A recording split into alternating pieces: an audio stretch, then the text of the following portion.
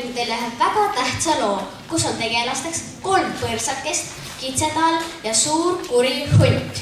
Metsas elas suur kuri hunt, kes pidas plaani, kuidas ta 3 põrsakese maja tuppi puhub ja elanikud siis ükshaaval ära sööb. Ta oli 3 põrsakese muinasloo mitu korda läbi lugenud, nii et oskas vigu vältida. Ka harjutas ta igal hommikul majade uppi puhumist ja läbi korstena ronimist. Tema korstel lausa kiiskas puhtusest. Ja siis saabus päev, mil suur kuri hunt otsustas asja käsile võtta. Kõigepealt helistas ta infotelefonile ja avastas, et kõik 3 põrtsakest elasid ühel aadressil. Ta sus jalamaid tegutsema, sõlmis kaela suure täpilise lipsu, mis täitis ka pudipõlle ülesannet ja sörkis põrsaste maja juurde. Siin mul kaua ei lähe, kiitles suur kuri hunt, kui nägi, et ohvrid elasid keset lagedat põldu seisvas papist majakeses. Põsad, tulge jalamaid välja, karjus suur kuri hunt koledal hääled ja lõksutas ähvardavalt kihvu. Uks avanes. Põrsakesed astusid trepile. Suur kuri hunt tundis, kuidas ta saba vägisi jalge vahele tõmbub, sest põrsakesed olid vahepeal suureks kasvanud ja nüüd seisis tema ees 3 hiigelsuurt kulti. Oli võimatu aru saada, kes neist noorim või vanim, sest kõik 3 siga olid ühteviisi suured ja koledad. Sorry, peremehed. Ma vist eksisin majaga. Piiksus hunt, tegi end pisikeseks ning üritas nõrgaks löönud jalgadel minema hiilida. Seisa padal pätt, käsutas üks kultidest jämada häälega. Ega sa juhuslikult suur kuri hunt ei ole?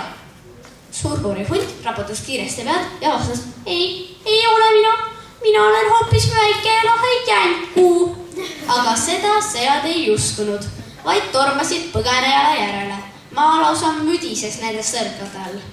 Õnneks jõudis suur kuri hunt oma koju, keeras ukse 2 keeruga lukku ja hingas kergendatult. Aga suured koledad sead ei mõelnudki teda rahule jätta. Ohei, nad tõmbasid kopsud õhku täis ja puhusid hundi elamise uppi.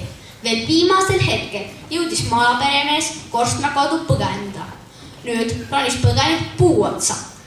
Kuldid küll raputasid tüve ja proovisid kärtsadega juuri üles tuhmida, kuid hundil vedas. Puu oli piisavalt tugev. Viimaks jõhkardid tülinesid ja tegid minekut. Me veel kohtume hundi molju, lubasid nad lahkudes. Suurel kurjal hundil hakkas endast kangesti kahju. Ta tõstis koonu ja ulgus haledalt taeva pool.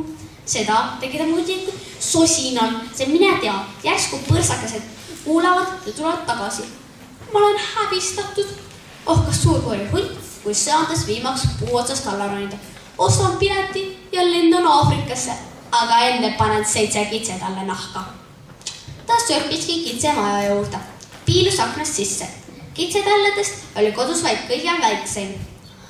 Suur kuri hunt kõotas hääle puhtaks ja koputas uksele. Kes seal on? Küsis väike kitsetall. Mina olen sinu ema, mökitas suur kuri hunt häält moonutades. Ka sedagi oli ta igal hommikul hoolega harjutanud. Miks sa siis oma võtmega ust lahti ei tee? Küsis kitsetall. Kaotasin võtme ära, valetas suur kuri hunt. Mina seda ei usu, teatas kitsetall. Meie ema ei kaota kunagi midagi ära, mina võõrast ust lahti ei tee. Suur kuri hunt sööras nõutult kukalt. Korraga lõi ta nägu särama. Milleks siis korstan on, mõtles ta rõõmsalt. Ronis vilunud katusele ja hüppas korstan võetud tuppa. Kitsetall oli küll peitu pugenud, kuid suur kuri hunt ei heitnud meelt. Ta oli ka selle muinasloo põhjalikult läbi lugenud ja teadis, et kõige väiksema kitsetalle pelgupaik on seinakella sees. Aega viitmata neelas ta seinakella koos tallekesega alla ja tegi minekut. Nüüd seadis suur kuri hunt sammud lennujaama, et Aafrikasse lennata. Kurjategija kartis, et muidu võtab politsei ta kallale tungi eest vahi alla. Palun üks pilet Aafrikasse, ütles ta lennujaama piletimüüjale. Andke kella 1 reisile. Kiirustage härra reisija, sest lennuk väljub kohe, lausus müüja ja jäi korraga kuulatama, sest alla neelab seinakell, lõi suure kurja hundi kõhus täis tundi. Mis see oli? Küsis ta kahtlustavalt ja surus kõrvaostu hundi kõhtu. Siit kostab tiksumist, kisas ta kokkunust. See on pomm, kutsuge kohe turvatöötajad, siin on marketav terrorist. Ja suure kurja hundi kirjeldamatuks kohkumiseks kõrgasid tagaruumist välja turvamehed. Tema vanad tuttavad, 3 suureks kasvanud põrsakest. Nad puhusid suure kurja hundi põrandale pikali ja panid käpad raudu. Kitse röö ja salakauba vedu. Ruigasid nad rõõmsalt. Sina väike tobe hunt, lähen nüüd otse teed loomaaeda.